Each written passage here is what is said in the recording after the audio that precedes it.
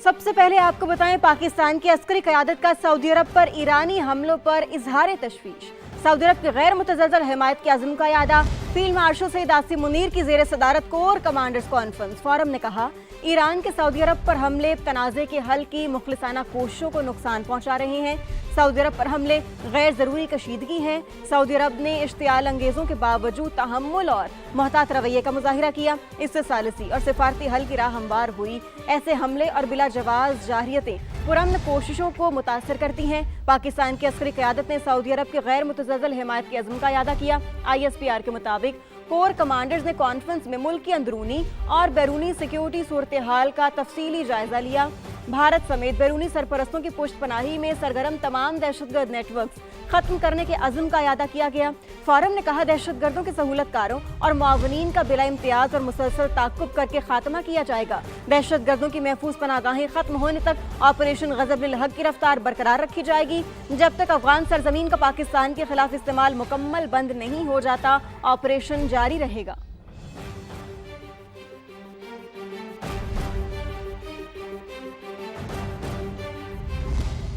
दूसरी जानिब ईरान का सऊदी अरब में अमरीकी तनसीबात पर बड़ा हमला। पासदारान इनकलाब के मुताबिक अल जबील में अमरीकी कंपनियों को मिसाइलों और ड्रोन्स के जरिए निशाना बनाया गया। जोइमा में अमरीकी कंपनी शोडन फिलिप्स के पेट्रोकेमिकल कॉम्प्लेक्स पर हमला किया।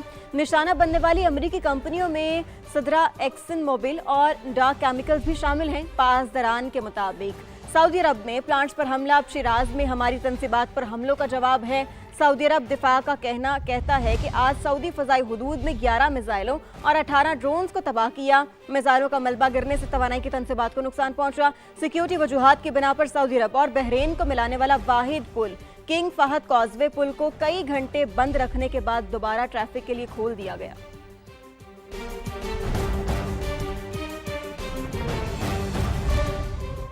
ये जंग खत्म कराने के लिए सहूलतकार किरदार अदा कर रहे हैं। हमें मोहतात रहकर बात करनी है। नायब वज़ीर आज़म इसहाक डार का सेनेट में इजहार ख्याल। कहा, दोनों ममालिक ने पाकिस्तान की सालिसी और सहूलतकारी पर इत्तेफाक किया। वज़ीर आज़म और फील्ड मार्शल ने बेपनाह कोशिशें की हैं। हमें कोई शौक नहीं कि कोई हमें तमगा दे। नायब वज़ीर आज़म का कहना था कि फ़रीक़ैन ने इस्लामाबाद में बातचीत को काबिल कबूल करार दिया। पहले बहुत पुरुम्मीद था, लेकिन कल रात खतरनाक पेशरफ्त हुई। फ़रीक़ैन के बैठने के मरहले पर इसराइल ने ईरान पर हमला किया। ईरान ने सऊदी अरब में जबील में और तनसीबात पर हमला किया।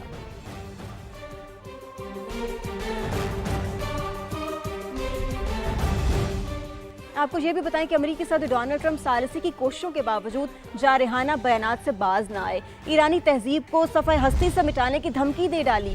कहते हैं आज रात एक पूरी तहजीब मिट जाएगी जो फिर कभी वापस नहीं आएगी। ऐसा चाहता तो कोई नहीं है, लेकिन शायद होगा ऐसा ही। सोशल मीडिया पर जारी पैगाम में ट्रंप ने कहा कि ईरान की जानिब से अब ज़्यादा समझदार और कम शिद्दत पसंद लोग सामने आए हैं। शायद कोई इनकलाबी फैसला हो जाए। क्या होगा हम आज रात देख लेंगे। ये दुनिया की तवील और पेचीदा तारीख के अहम तरीन लम्हात में से एक है।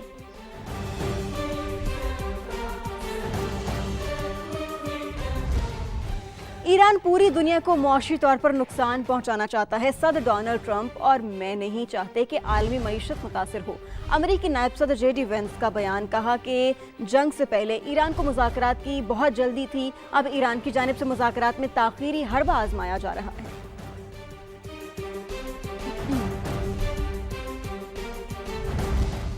आपको ये भी बताएं कि अमेरिका और इसराइल ने ईरान में रेलवे और बिजली की तनसीबात पर हमले तेज कर दिए। कशान में रेलवे पर बमबारी से 2 शहरी शहीद हो गए। तबरेज़ में हाई पुल पर इसराइली तैयारों ने बमबारी की। ईरानी जजीरे खाग पर अमेरिकी फ़ौज ने हमले किए। ईरानी मीडिया के मुताबिक बमबारी से अलबर्ट सूबे में 18 और तेहरान में 9 शहरी शहीद हुए। आज शहीद होने वालों की तादाद 35 हो गई। इसराइली बमबारी से तेहरान में यहूदी इबादत गाह भी तबाह हो गई। ईरानी नायब वजीर खेल ने पावर प्लांट्स बचाने के लिए ह्यूमन चेन बनाने का ऐलान कर दिया। इसराइली तैयारों ने जनूबी लबनान पर बमबारी की, जिसमें 5 शहरी शहीद हो गए।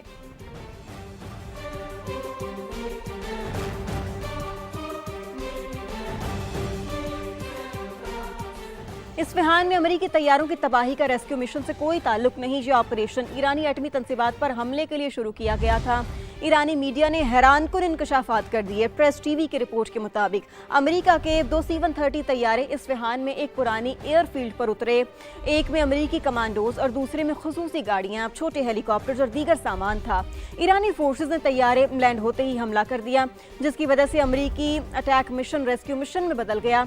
अमेरिकी कमांडोज दस्तावेजात और हथियार छोड़कर हेलीकॉप्टरों में भाग गए और जाते जाते अपने दोनों C-130 तैयारे तबाह कर दिए। ईरानी मीडिया के मुताबिक अमेरिका के बरतरफ होने वाले जनरल्स ने ट्रंप और पीट हेग्सेट को इस मिशन से मना किया था, जिसकी वजह से हमले से एक दिन पहले। कुछ दीगर खबरें शामिल करते हुए आपको बताएं कि मशरिक़ वस्ता के जंग के असरात। पाकिस्तान में सोना एक दिन महंगा होने के बाद फिर सस्ता हो गया। सराफा एसोसिएशन के मुताबिक फी तोला सोना 3,000 रुपये सस्ता हो गया है। आपको मजीद बताएं तो कीमत 4,88,462 रुपये तोला हो गई है। इसके साथ साथ 10 ग्राम सोने के रेट में 2572 रुपये गिरावट, यानी कमी के बाद नई कीमत 4,18,777 रुपये पर आ गई है। इसी तरह आलमी मंडी में फी ऑन सोने के नरखों में $30 कमी रिकॉर्ड की गई और इंटरनेशनल मार्केट में गोल्ड रेट $4,657 फी ऑन्स पर आ गए हैं।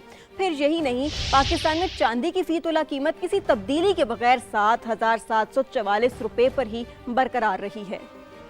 तो नाजरीन, जैसा करोगे वैसा भरोगे। ईरान का अमरीकी धमकी के जवाब में रद्द अमल। सीनियर ईरानी ओहदेदार ने रॉयटर्स से गुफ्तगू में कहा, अमरीका लचक दिखाए तो ईरान भी लचक दिखाने के लिए तैयार है। ईरानी बिजली घरों पर हमला हुआ तो जवाब में पूरा खित्ता तारीकी में डुबो देंगे। कतर ने ईरान का पैगाम अमरीका तक पहुंचा दिया है। सूरत हाल काबू से बाहर हुई तो हमारी इत्तेहादी बाबुल मंदूब बंद कर देंगे।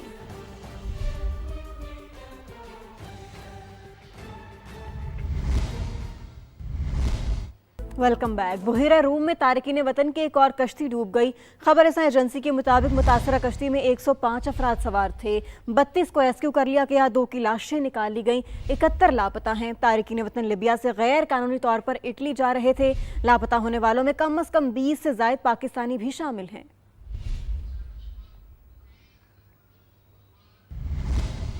और अब आपको बताएं कि बैरून मुल्क जाने की कोशिश करने वाले हाफिजाबाद के 5 नौजवान भी डूबने वालों में शामिल हैं। नुमाइंदा समा इम्तियाज साद से मजीद तफसीलात जानते हैं। जी इम्तियाज, बताइएगा। जी बिल्कुल, बहरा रूम में कश्ती हादसे में लिबिया के करीब पाकिस्तान के जो नौजवान हैं वो जा रहे थे, जिनमें कश्ती हादसा पेश आया और हाफिजाबाद के भी इसमें 6 नौजवान थे। उसमें से 2 इस गांव के थे जहां पर मैं मौजूद हूँ।